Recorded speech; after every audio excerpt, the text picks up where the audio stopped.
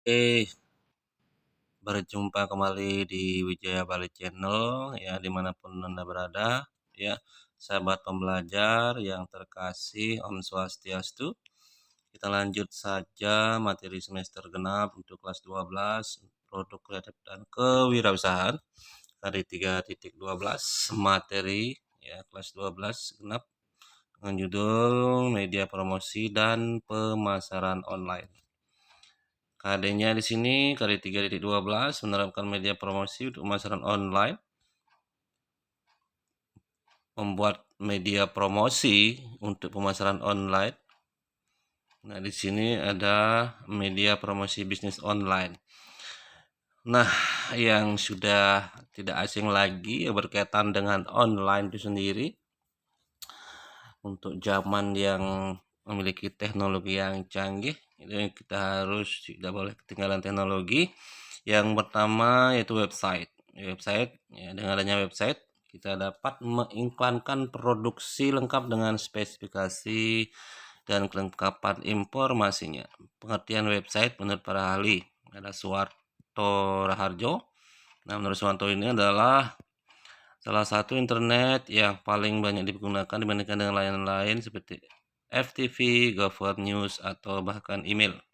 Nah, web ini ya, pada komputer ya. Menurut beliau, bentuk interaktif komunikasi yang digunakan dalam jaringan komputer ya. Ini menurut beberapa pakar ahli ya. Nah, kita lanjut ya, banyak sekali ya pakar-pakar ahli pengertian website itu seperti apa ya. Nah, website. Nah, berikut jenis-jenis website ya, jenis-jenis website ya. Ada website statis ya. Yang pertama, nah, adapun pengertian dari website statis ini adalah suatu website yang memiliki halaman yang tidak berubah. Artinya, untuk melakukan sebuah perubahan pada suatu halaman hanya dapat dilakukan secara manual, yaitu dengan mengedit kode-kode yang menjadi struktur dari website itu sendiri. Contoh website statis di sini adalah website perusahaan atau company profile, search engine atau Google ya, Bing dan lain sebagainya. Yang kedua adalah website dinamis.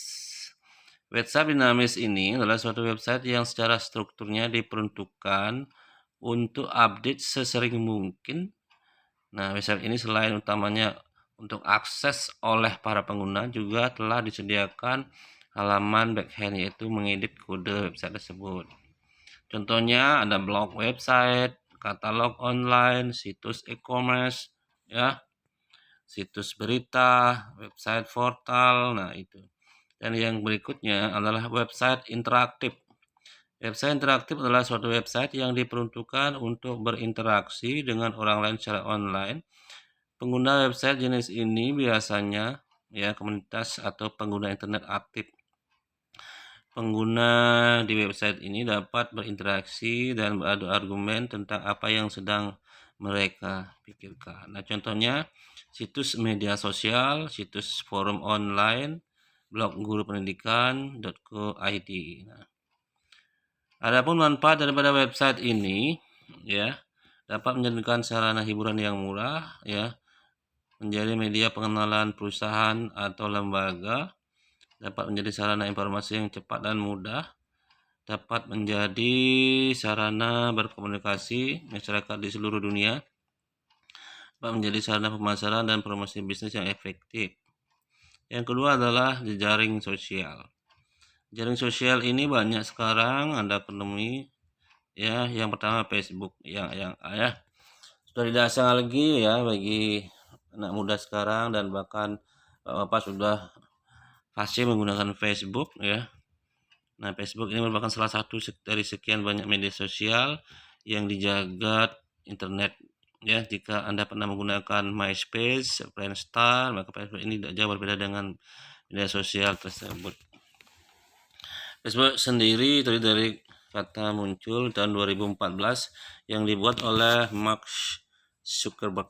Ya, manfaatnya adalah tempat menemukan banyak teman, berdiskusi, melakukan promosi, mencari jodoh, sebagai tempat untuk belajar sekaligus bermain dan informasi-informasi yang berkaitan dengan pendidikan dan lain sebagainya. Ini ya.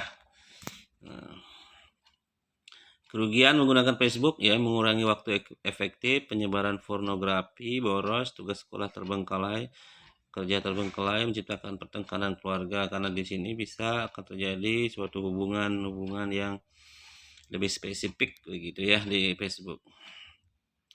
Yang berikut ada Twitter ya. Twitter juga tidak asing lagi bagi anak kaum muda sekarang ya. Merupakan layanan jejaring sosial yang masuk ke dalam kategori microblogging.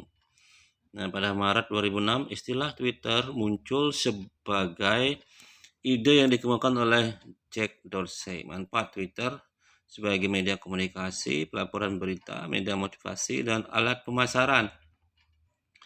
Poinnya adalah Instagram. Nah, ini anak muda ya sekarang udah tidak asing lagi juga, ini Instagram yang sering dipakai untuk buka-buka media sosial ya, aplikasi yang dapat difungsikan sebagai media berbagi foto dan video dalam sebuah jejaring sosial, memungkinkan pengguna untuk mengambil foto dan video dan menambahkan filter untuk mendapatkan kesan menarik pada foto. Ya, dikembangkan di San Francisco, Amerika Serikat oleh perusahaan Stanbook Kevin Systrom and McGregor. Nama Instagram sering interaksi, hampir sama fungsinya sama Facebook, cuman fitur-fiturnya agak berbeda. Yang terpengguna sebagai media hiburan, cari informasi, promosi, dan lain sebagainya. Ya, bisa menjadi influencer bisnis online.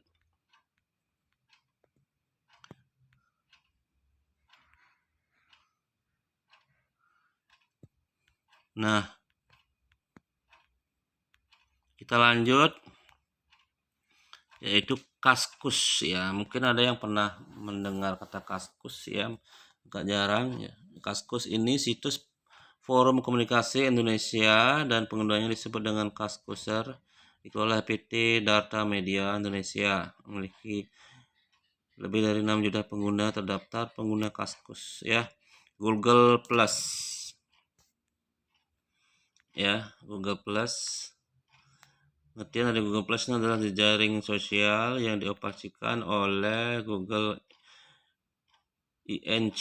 diluncurkan pada 28 Juni 2011 dengan sistem undangan untuk diuji. Marketplace. Marketplace adalah aplikasi situs web yang memberikan fasilitas jual beli online ya, memasarkan suatu produk di sini. Marketplace dibagi menjadi 3, marketplace vertikal, di mana marketplace yang menjual produk dari berbagai sumber, namun produk yang mereka jual hanya terdiri dari satu jenis. Misalkan sebuah marketplace hanya menjual produk mobil dari yang bekas hingga mobil baru. Yang kedua, marketplace horizontal ya, di sini menjual berbagai jenis produk, namun semua jenis barang yang dijual tersebut memiliki keterkaitan satu sama lainnya. Misalkan sebuah marketplace ya menjual produk komputer, aksesoris. Marketplace tersebut tidak hanya menjual berbagai komputer, tapi marketplace tersebut juga menjual aksesoris pendukung seperti spare part komputer dan lain-lain. Yang ketiga, marketplace global. Jenis marketplace global merupakan marketplace yang berbagai produk, bahkan antar barang yang dijual dapat tidak berkaitan sama sekali. Contoh marketplace global di Indonesia ada Tokopedia, ada OLX, dan Bukalapak ya. Yang berikut ada blog. Ya, blog ini adalah sebuah website berbentuk postingan dalam bentuk teks ya, yang terkadang ditambahi gambar, link, video yang ditulis oleh satu atau beberapa penulis yang tujuan tertentu. Jadi secara sederhana, pengertian blog dan website yang berisi konten tulisan. Manfaatnya adalah mengasah kemampuan menulis, media bertukar informasi, menghasilkan uang sebagai media promosi dan penjualan produk, menambah jaringan atau relasi kerja, media bertukar cerita, media berbisnis, media untuk mendapatkan pekerjaan yang lebih baik. E-marketing sekarang email marketing. Masalah langsung menggunakan email untuk mempromosikan produk. Layanan bisnis ini di bawah penjelasan masing-masing manfaat keuntungan email marketing. Cost atau biaya email, cara yang hemat, murah untuk mengiklankan perusahaan dibandingkan dengan banyak jenis pemasaran lainnya. Menggunakan email marketing yaitu Anda perlu list atau daftar email yang telah kalian kumpulkan di website. Yang kedua, atau kemudahannya, sangat mudah untuk mengatur dan melacak kampanye pemasaran menjadi jenis email marketing yang sangat mudah untuk diakses bisnis kecil. YouTube. Nah, yang ini sudah tidak asing lagi bagi Anda dan sering menonton ya. Ya, YouTube adalah sebuah website berbagi video atau menonton video yang dibagikan oleh berbagai pihak. Yang banyak sekali bisa kita temukan di YouTube, mulai dari keseharian, tutorial, hiburan, film, video klip, musik, dan masih banyak lagi. YouTube pertama kali didirikan pada bulan Februari tahun 2005 silam yang bermarkas di San Bruno, California, Amerika Serikat. Foundernya terdiri dari 3 orang cerdas, mantan karyawan Fiverr, ya, Stephen Chen, Jawed Karim. Google membeli YouTube dengan harga 1,65 miliar, ya. Manfaatnya sumber informasi, media promosi, sumber keuangan, ya, penghasilan. Siapa tahu nanti Anda bisa menjadi YouTuber. Kelebihannya adalah menjadi sumber informasi berbagai pihak, menjadi media promosi yang baik, sumber hiburan kaya kreativitas, menjadi sumber penghasilan, berbagai kegiatan dan live streaming. Kekurangannya masih banyak berita di sini. Hal ini memang kerap terjadi di YouTube. Pasti ada pihak-pihak yang tidak bertanggung jawab dengan menaruh fitnah. Mungkin pihak-pihak YouTube bisa memberikan tindakan atas hal ini. Nah, ada 3 tip ya, di dalam menggunakan media promosi. Yang pertama, mengoptimalkan bio. Nah, mengoptimalkan bio pada media sosial, yaitu profil sosmednya, kata kunci, pastikan bahwa dunia tahu siapa yang Anda lakukan, bagaimana Anda dapat membantu pelanggan. Bergabunglah di Google Plus, ya, dan aktifkan media sosial tersebut. Poin C, berinteraksi lewat Google Plus Hangout, cara yang baik untuk dapat tatap muka dengan semua yang telah terhubung dengan Google Plus. Gunakan Twitter List. Pin gambar custom Pinterest, ya, cara promosi online terbaik untuk membuat bisnis Anda dapat terlihat oleh para penonton yang baru.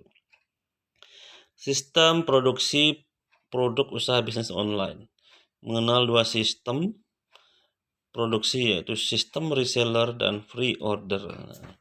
Reseller sistem yang menjual kembali barang yang telah dibeli produsen untuk dijual kembali pada orang lain.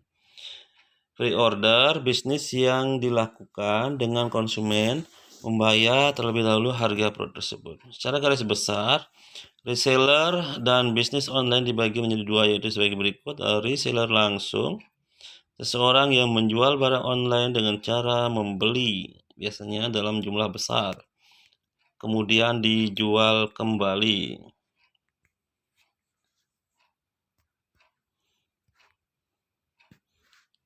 Sebentar dulu. Kita lanjut. Reseller dropship, menjual produk orang lain dengan keuntungan berasal dari harga pokok dan harga jual. Bisnis online sistem pre-order. Nah, kerjasama dengan vendor yang kredibel. Nilai lebih pada produk Anda. Prosedur pemesanan yang jelas. Buka pre-order di akhir tahun. Nah, ini tip-tip bisnis online sistem pre-order. Poin C, sistem produksi jasa di bidang online. Hal-hal yang perlu diperhatikan adalah kualitas pelayanan yang Anda berikan harus baik, ya. Yang kedua adalah mengutamakan kepuasan pelanggan. Hubungan antar variabel bisnis online. meningkatkan kepercayaan pelanggan dalam bisnis online. Kualitas pelayanan ada 5 dimensi. Yang pertama adalah bukti langsung, tangible, artinya bukti fisik suatu perusahaan dalam menunjukkan eksistensinya kepada pihak eksternal. Reliability, kemampuan memberikan pelayanan yang dijanjikan dengan segera, akurat, dan memuaskan. Daya tanggap, keinginan para staf untuk membantu para pelanggan dan memberikan pelayanan dengan tanggap. Jaminan assurance, mencakup pengetahuan, kemampuan, kesopanan, dan sifat dapat dipercaya yang dimiliki para staf serta bebas dari bahaya resiko. Empati meliputi kebutuhan dalam melakukan hubungan, komunikasi yang baik, perhatian pribadi, memahami kebutuhan dari pelanggan. Yang berikut, kepuasan pelanggan. Kepuasan pelanggan dampak dari perbandingan antara harapan pelanggan sebelum pembelian yang sesungguhnya diperoleh pelanggan dari yang dibeli tersebut. Kita lanjut. Menurut Kotler, kepuasan adalah tingkat perasaan seseorang setelah membandingkan kinerja atau hasil yang dia rasakan. Tolak ukur kepuasan pelanggan, sistem keluhan dan saran. Sebuah perusahaan biasanya memberikan kesempatan penuh bagi pelanggannya untuk menyampaikan pendapat dan keluhan yang berorientasi pada pelanggan. Yang kedua, survei kepuasan pelanggan. Kita mengadakan survei apakah pelanggannya itu memang benar-benar puas atau tidak terhadap produk kita. Yang ketiga, ghost shopping, kerjakan beberapa orang perusahaan bersikap sebagai pelanggan di perusahaan pesaing dengan tujuan untuk mengetahui kualitasnya. Perusahaan pesaing sehingga dapat dijadikan koreksi. Yang keempat, analisis pelanggan yang hilang, menghubungi kembali pelanggan yang telah tidak menggunakan produk atau jasa. Yang berikut, hubungan antar variabel bisnis online. Hubungannya, indikator yang dapat diukur adalah kondisi gedung, ya, kondisi gedungnya seperti apa, apakah ada gedungnya atau tidak, kondisi sarana penunjang, hubungan reliability kepuasan pelanggan, memberikan pelayanan yang sesuai, memberikan pelayanan yang tepat, memberikan informasi pada pelanggan tentang kapan pelayanan yang dijanjikan dan direalisasikan, indikatornya memberikan pelayanan yang tepat, keinginan kerelaan untuk membantu menolong pelanggan, dan yang berikutnya karyawan cepat tanggap terhadap informasi yang dibutuhkan pelanggan. Hubungan ansuran dengan kepuasan pelanggan, perilaku karyawan yang membuat pelanggan merasa aman saat menggunakan jasa pelayanan kita. Yang kedua, karyawan yang memiliki pengetahuan luas sehingga dapat menjawab pertanyaan dari pelanggan. Hubungan empati dengan kepuasan pelanggan, karyawan memahami keperluan daripada pelanggan, karyawan memberi kesempatan bertanya kepada pelanggan, karyawan memberi perhatian penuh pada saat melakukan transaksi dengan pelanggan. Meningkatkan kepercayaan pelanggan dalam bisnis online. Dalam bisnis online ya, perhatikan barang yang akan dijual ya. Memang benar-benar Anda perhatikan barang yang akan dijual apakah benar-benar bagus atau tidak. Yang kedua adalah kualitas foto ya. Ini berpengaruh ya, kualitas foto, cari foto yang terbaik lah ya. Jangan sampai fotonya buram begitu ya. Yang ketiga, promosi yang tepat ya, di saat yang tepat. Sasarannya siapa ya. Yang keempat, buat sistem yang mudah ya. Yang kelima, website dan akun sosial media yang jelas ya. Akun sosial media yang jelas. Yang keenam, komunikasi dengan pelanggan Anda harus baik ya. Jadi itu materi KD 3.12 ya, media promosi dan pemasaran online ya. Mudah-mudahan ya para siswa khususnya SMK pariwisata ya, dan di produk kreatif, mapel produk kreatif dan kewirausahaan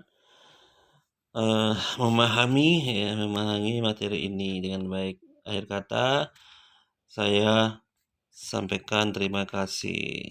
Sekian dan terima kasih. SMK bisa siap kerja cerdas dan kompetitif.